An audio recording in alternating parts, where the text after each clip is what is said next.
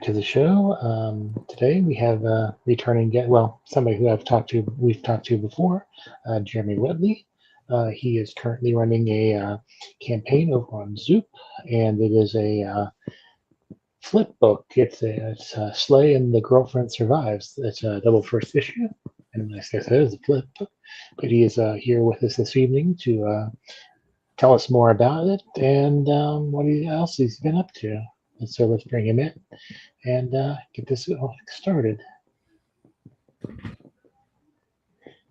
Hey man, how's it going? It's going well. How are you? You know, I can't I can complain, but nobody wants to hear it. It's a familiar refrain these days. But I think last time we chatted was when you were doing navigating with you. So Yeah. I mean, how did that? Before we get started about this one, how did that kind of turn out, and what have you been up to, since then before you started this campaign? Well, I can't say it was bad. Navigating with you did pretty well. It got a Stonewall honor. It got nominated for a Ringo and a Harvey, and this has sold pretty well. It kept me pretty busy this last year, running around signing stuff and talking about comics.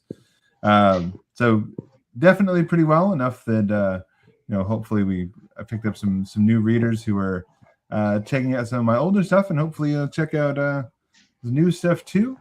And as for other stuff, I helped edit an Ace and Arrow anthology full of asexual and aromantic stories from creators on that same spectrum, and I just had a mini series called Strange Tales come out from Marvel this last couple months, which is started in October. Is a nice Halloween story, and is just finished in the very timely month of January. So. Right when everybody's finally putting their Halloween stuff away, right? Yeah, everybody's still thinking about Halloween in January. Well, once Christmas is over, what else are you going to think about? I mean, yeah, you don't want to go back to Thanksgiving yet, so just cycle back to Halloween. So before we get into the the current campaign, tell us a little bit about yourself as a comic book reader. How did you get started? What made you want to continue and do this as a creator? Yeah, so I started reading comics when I was a kid. I got really into comics thanks to my dad, who was also a big nerd. He got me reading comics from a very early age, as well as Arthurian mythology and D&D and all that cool stuff. And comics was one of those things that sort of stuck for me. I was, I was the right age when things like the X-Men animated series came out to get really hyped for that. Take my book hit points to Pizza Hut and go get a free pizza and an X-Men VHS tape with it. And so that's sort of like, that continued to be a thing for a long time. I didn't have a local comic shop for a while until I went back to college. And I sort of rediscovered comics as I was, in college for creative writing. And I think at some point in there, I think I started picking it up because they started doing the Dark Horse run on Buffy the Vampire Slayer, which my wife is a huge fan of Buffy, and it got recommended to me by a friend. So I went into the store to pick it up, and wouldn't you know it, Joss Whedon was also writing Astonishing X-Men at that time, and I picked up a volume of that just to see what I had been missing, what was going on out there, and immediately got pulled back into that. And I think the thing that really got me into writing comics was reading, I want to say it was the third or fourth arc on that Buffy comic. There was a arc about Faith, who was always one of my favorite characters in the show. And it was written by a guy named Brian K. Vaughan, who I'd never heard of. I'd never read any of his stuff before. And my comic book guy said, if you enjoyed this, you should check out Why the Last Man, this book that's coming out right now that he writes. And I got the first 2 volumes of that, and I think that was reading his stuff was I think where I figured out that you don't have to be able to draw to write comics. You can have somebody else do that because I'm not an artist. And I thought, well, I can do that. I have friends who are artists, so we can make stuff together. And I started doing that and never looked back. And seems to have turned out pretty well for you. Yeah, I'm doing all right. I've been doing it for about 15 years now since that first Princeless stuff came out. And I've obviously written a lot of my own stuff as well as working for Marvel and IDW and Titan and Dynamite and all those lovely folks. And I think I probably told you this last time that we chatted, but when Princeless came out, I really enjoyed it. I gave it to my niece, who's now 18 years old, but she was probably 10 or something at that time, around that time, and she really enjoyed it too. So it was a nice, and we won't get into the other stuff surrounding because we have before. Yeah, well, it's lovely having been at this long enough. I do occasionally feel like I'm turning to dust because I'll do conventions now, working on the books I'm working on now, and we'll talk to somebody who, are full-grown adults, a lot of adult women who will come up to my table and they'll say, "Oh, you wrote Princeless. That was the first comic book I ever read. That was the thing that got me into comics. That's the first cosplay I ever did was of one of your characters," which is both like heartening and amazing, but also like those people are adults, and that means I am old. It's because it's one of those things. It's like, oh, you're 25 now, which means you were 11 or 12 when they started coming out. So yeah, I guess that makes sense. But it's like, people with like degrees and stuff walking around talking about things I wrote were their first comic book. So it's concerning but lovely. Yes. So let's talk about your current campaign over on Zoop. It's as I said, it's Slay and the Girlfriend Survives. It's a double first issue flip book. That's kind of interesting. First of all, tell us about the 2 books, and we'll go from there. Yeah. So Slay is a book I've been working on for a while with my buddy Alex Smith, who is a penciler and inker, who we started working on this. Oh, it's years ago now. At this point, we're sort of thinking about these stories and what we wanted to do, and it became sort of a Western. It's a little bit post-apocalyptic Western with a little bit of horror stuff thrown in there. It's very it's about monster hunting, so it's very like visceral and gory. It is about a character named Layla, who is a 19-year-old girl who wants to discovers that her mom, who had passed away when she was young, was a monster hunter, and she wants to take up after her and do the same thing. She needs somebody to train her, to teach her how to do this thing. So she is searching out the Scarred Rider, who is this legendary monster hunter, and trying to see if she can get her to train her. In the meantime, she's trying to fake it till she makes it, and tries to take up a bounty that's for the Scarred Rider for a monster, and inevitably immediately gets herself in over her head. So it's about sort of running into this monster and trying to survive that, as well as potentially survive the person she's pretending to be actually showing up to deal with this monster.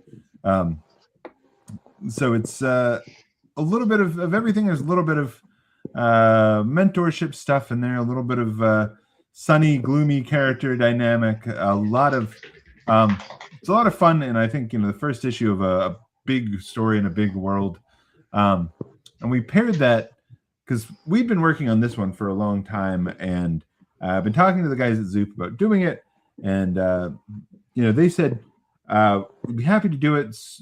What you should know is sort of the ideal page length for printing the best value for your money is if we do around 56 pages. So if you guys want to put in extra stuff, backups, scripts, things like that, you can. And to me, that felt like that's more backup material than story in that. So I wanted to do something a little different, and was working on another book called The Girlfriend Survives with my friend Luke Nakashoji, which is all about a sort of the thing that happens a lot with female characters, particularly love interests in superhero books, where because you can't kill off a superhero, because you can't really do anything to him, the girlfriends of these characters end up becoming sort of targets.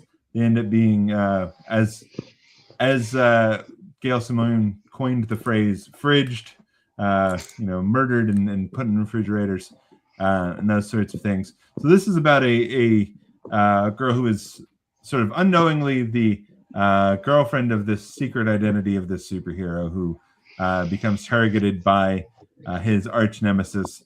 But she is not ready to be killed off. She wants to survive, and she's got some secrets of her own up her sleeve. So this is a sort of kickoff to her trying to make it through being the fairly ordinary girlfriend in this world full of superheroes and supervillains. So we'll start with Backless Slate. What was the inspiration? Because it feels very Buffy-ish to me. Yeah, it's got some Buffy to it. A little bit of like True Grit is definitely an influence on it, because you've got the sort of paired old hand that's seen it all and dealt with it all, and the young kid who's so sure of their abilities and wants to run out there and fight, sort of combined with this sort of big post-apocalyptic fantasy setting. So it's sort of set in and around what we call the Shenandoah Valley, but it's in sort of the post-apocalypse. So there's still a lot of remnants of towns and cities and little places that people are holed up out there, but it's also full of very dangerous monsters that they're on the lookout for. I think my biggest thing was I love monster stories and I love westerns, and sort of combining those two things and also telling a story with the sorts of people that don't often appear in those stories. Because our legendary monster hunter is an older black woman, and our young Layla is a 19-year-old Arab American girl who's trying to sort of jump into this world from having a little sheltered existence she grew up in. Okay. And how about the kind of the inspiration for, I think you kind of said it, kind of talked about the girlfriend must die, there survives, kind of the inspiration for that. Am I correct? Yeah. It's, it is obviously a trope within comics, this killing of female characters to not tell their stories, but to have an effect on a male character to enhance their story in some way, rather than these characters having their own stories, their own lives, their own inner monologues and things like that. They are frequently and sometimes, notably, as in the case where the phrase comes from, Kyle Rayner's girlfriend being murdered and chopped up and left in a fridge for him to find. It's happened a lot, and even though I think more people are aware of it now, there are still instances where it pops up, not just in comics, but in TV and movies, where these characters are not, they're not serving any function that a lamp couldn't, right? Yeah. So I wanted to take, rather than, I think a lot of people's answer to this has been to get rid of those types of characters or not tell stories about love interests or marriage or relationships or things like that. That was, sort of outspokenly a thing that some of the bigger companies did for a while, is just not have those stories. I think the answer to it is to recenter and reframe this story and have this be a story about the girlfriend, and her be a person that has her own backstory and her own continues to exist when the hero is not in the frame. And she's got her own things going on and her own surprises. So that's basically my answer, was to just center the story around this character and tell her side of it, and have her be a pretty unique version of this trope, where she is able to fight back and try and do something about all of it. So when you were, writing these two issues, was there, or two different stories? What was there? Did you have to get in a different mindset to approach them, or is it, kind of, easy for you to, I think they're in some ways similar in that, like, I think they have a lot in common with a lot of my books in the way that they approach female characters and stories and tropes and things like that. Certainly, Princeless was a story built on sort of rewriting tropes and facing those sort of fairy tale ideas head on, and going a different direction with them, in much the same way that Girlfriend Survives does with the superhero stuff. So I think they both sort of have that in common, but also they're pretty violent and bloody stories in some ways, and kind of not like Princeless. yeah. I like to say, like, the first thing I did when I started writing Princeless was give Adrian a sword, and then I realized I couldn't have her stab anybody. So all the fights in Princeless have to end with somebody getting kicked or knocked down or being disarmed or something like that. Whereas, like, this is a story where we really can have violence, where you have I love a character who is in a position where they should give up, right? Like, where they are really, they're outpowered, they're outmanned, they're outgunned. They've got no reason that they should keep going, except for that they're stubborn and want to. I love being able to have a character who can really, like, take a beating and come back and be tough. And I think in particular, there's historically, I think, been a lack of that with female characters outside of, like, horror. So I wanted to, I think they're both similar in that respect, is both our lead characters take some hits and have not the easiest time, but that we're able to build an interesting story around it and not make it just about them losing and getting beat up all the time. Now, I guess in this kind of the same question, but when you're writing Navigating with You, which is not is a completely different story. I mean, Oh, absolutely. What was that? I said, oh, absolutely. So is it? I mean, since you're they're different subjects, is it? Are you well, since you've already finished that project, you're able to kind of, I guess, cut off, from that, since I'm done with that, and now it's time to move on to this, or? It's really interesting because I think Navigating with You was pretty unusual for me in that it is not a speculative fiction story, right? Like, it has some sci-fi elements in the manga itself that they're reading, but the story itself is very much a slice of life. It's a teen romance, and going into that book, I was like, I don't know if I know how to do this. I don't know if I know how to tell a story where there aren't dragons or superheroes or aliens or whatever. I hope I can do it justice. And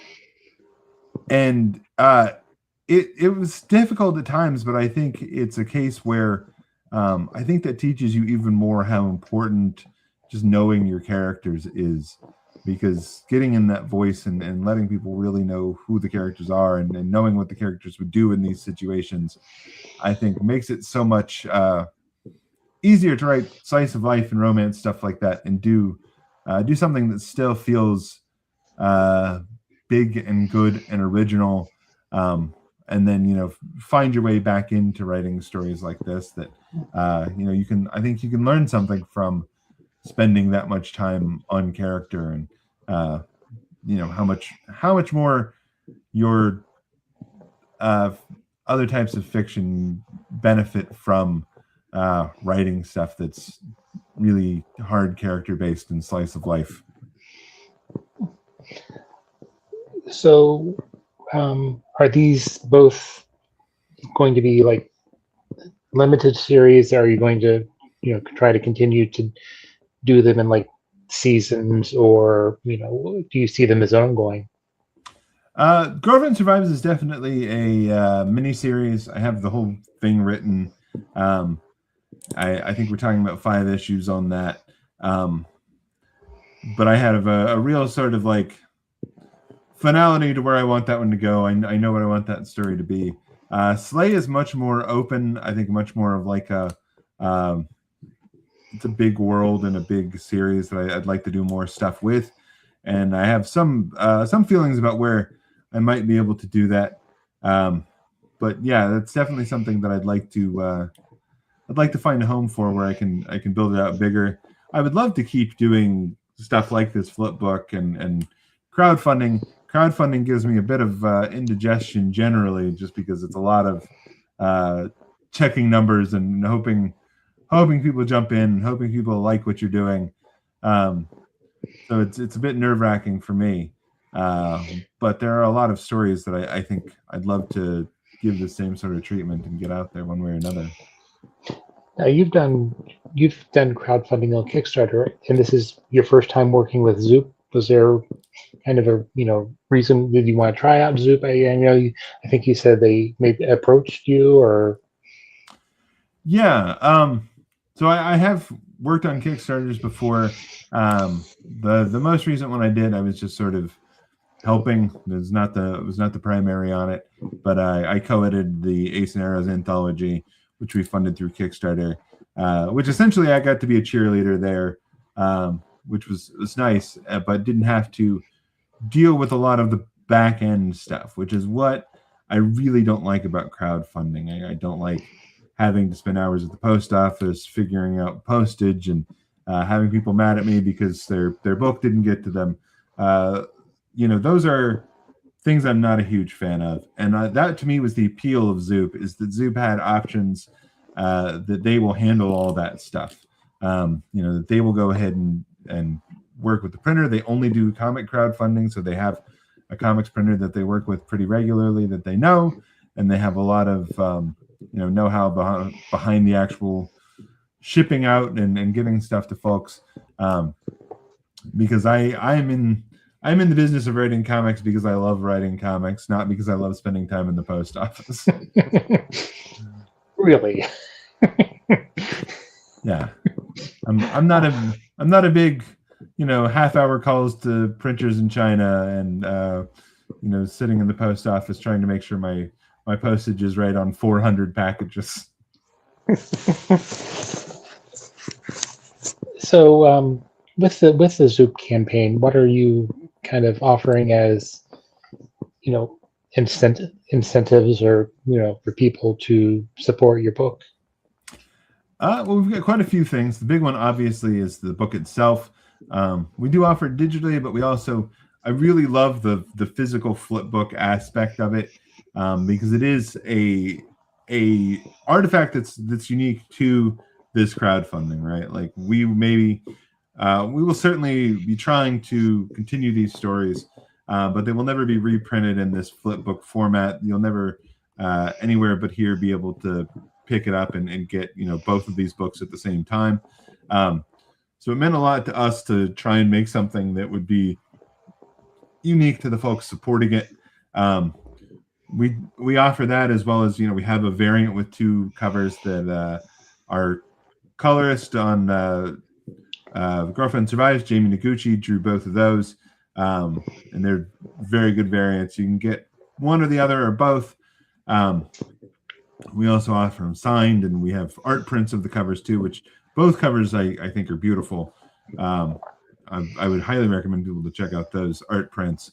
But in addition to that, my artists, both Alex and Luke and Jamie, are all offering commissions at a pretty low price on there, both physical and digital, depending on who you're talking about. And myself personally, if you're somebody who has a book they're trying to get out there, a project that they're looking to create, I have an option for editorial review on there. So if you have something you want to, bring to me, get my opinions, my thoughts on, get me to help you make comics like I've been doing for 15 years at this point. There is an option to jump in there and get that and have a consultation with me as part of helping fund this. And then, of course, we have a couple of signed issues of some of my previous comics as well, including the recent Marvel Strange Tales #1, and we had a New York Comic Con variant a few years back from Raven Pirate Princess, which is drawn by Sora Sung. It's a beautiful piece of art, not to mention the comic inside. But it's definitely worth people checking out, and there's only a handful of them that are actually available. They're $15 on the crowdfunding, and the last time I saw one online, it was going for upwards of $75. So pretty good deal. So, how was talking about Strange Tales? How was your experience working on that and working with those characters? It was a lot of fun. I think we have the luck of being, I think, in a unique space where it is a book that is somewhat in continuity, but generally like the idea is to be evergreen. So it's not really tightly constrained by continuity of other things going on. It's something that hopefully somebody can pick up any Halloween and enjoy a spooky Marvel story. But it was a lot of fun to get to choose, figure out what kind of characters we wanted to use. Scarlet Witch was sort of an obvious choice because she is very popular right now, and her book by Steve Orlando is so great that I wanted to pull her in. But I'm also a big fan of the Runaways, so getting to work with Nico Minoru and have Carolina in there as well, throw in a few Young Avengers is all fun. We really wanted to. We sort of made this rule for ourselves that all the main characters needed to be characters who are in some way iconic to Halloween. So we have two witches in Ghost Spider. We have somebody who is both a spider and a ghost to do Halloween things, and we play pretty literal with some of the ghost stuff in this one. We've also got a goblin in there. We have a monster in the Hulk. And it was nice to throw Shuri in there and even get us a black cat as well. And how was it? When it was described as a spellbinding saga, blending storytelling with elements of tabletop role-playing games.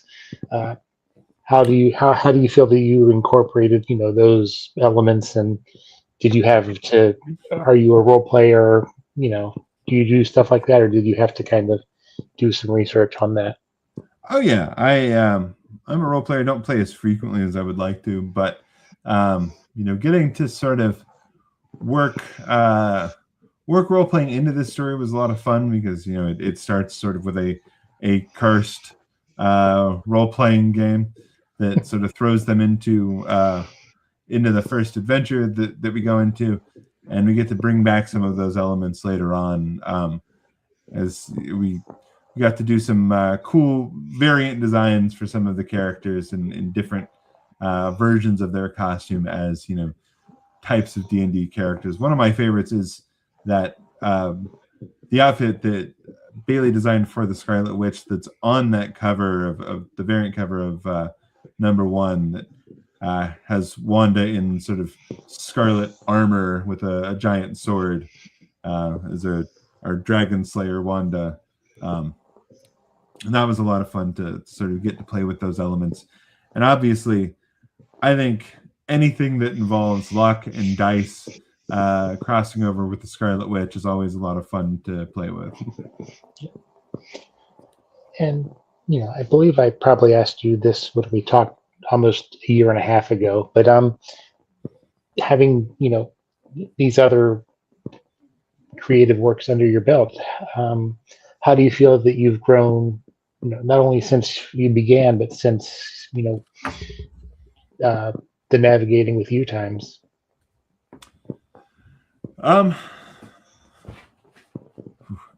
It's been interesting because I think had a lot more opportunity for new stuff and a lot more of trying to figure out what it is I want to do, what sort of things I want to take priority.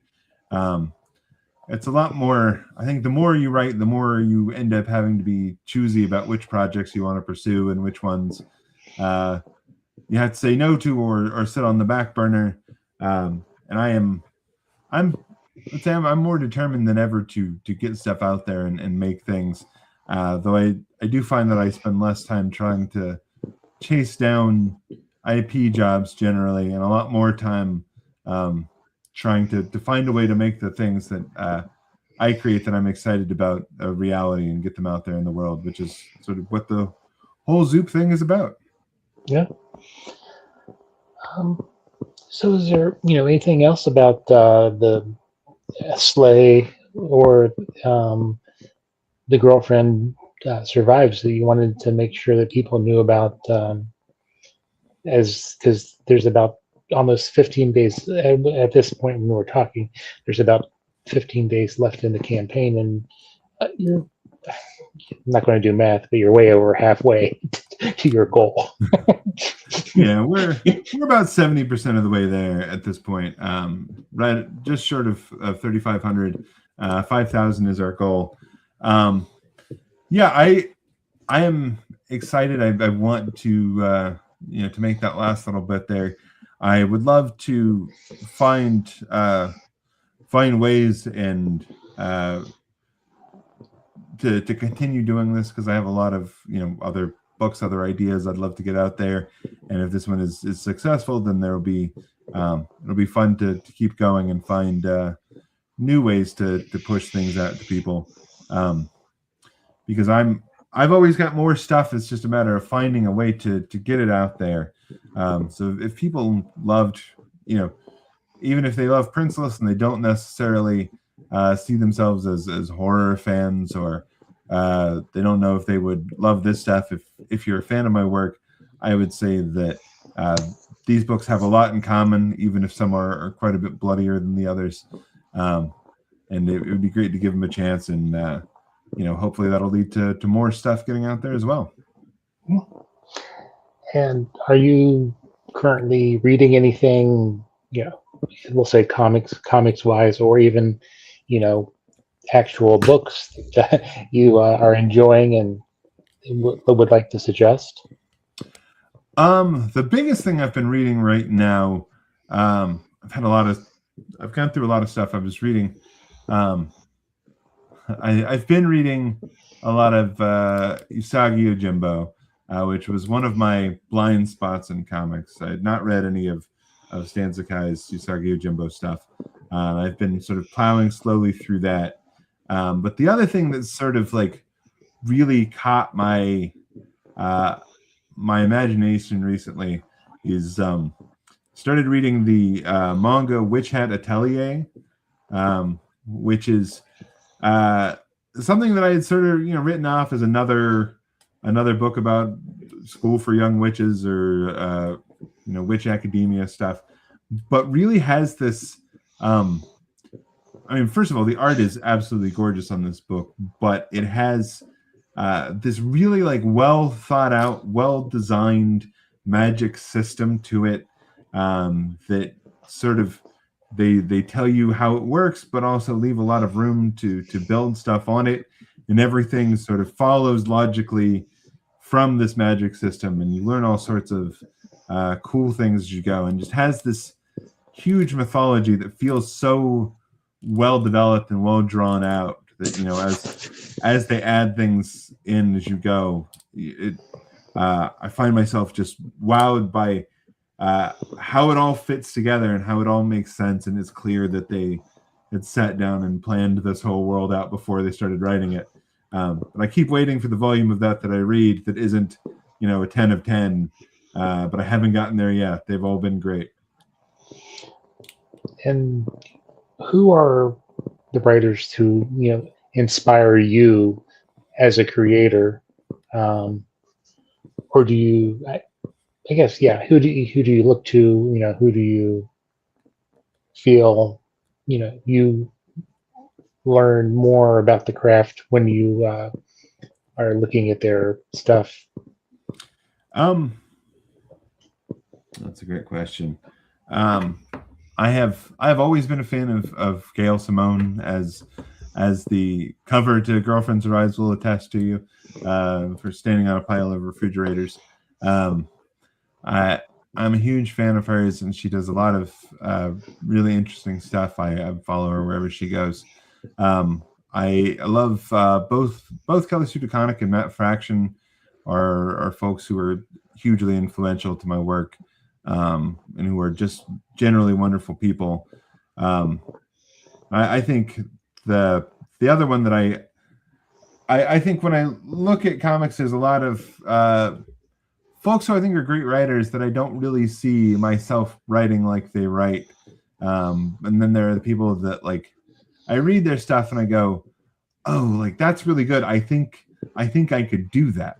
And that is, Kieran Gillen, I think, is top of the heap for me with that, where I read his stuff and I'm like, man, I wish I had thought of that first.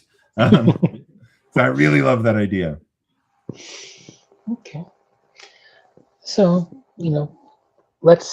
I'll let you, give one more pitch for the campaign and where people can find you if you are on the social medias. Yeah. So the campaign is on Zoop. Again, it's ZOOP. The website for the campaign itself is zoop.gg/C/slay. And as of this recording, it's 17 days. So we're still sort of ongoing, but we're in the middle of the campaign. And if we get this done, you get 2 full first issues. And there's lots of other rewards, including I would say, again, like, those commissions are really great prices, and they're really worth your time and money if you love good art. But you can follow me on probably Blue Sky is the best place. I am at Jeremy Whitley on Blue Sky.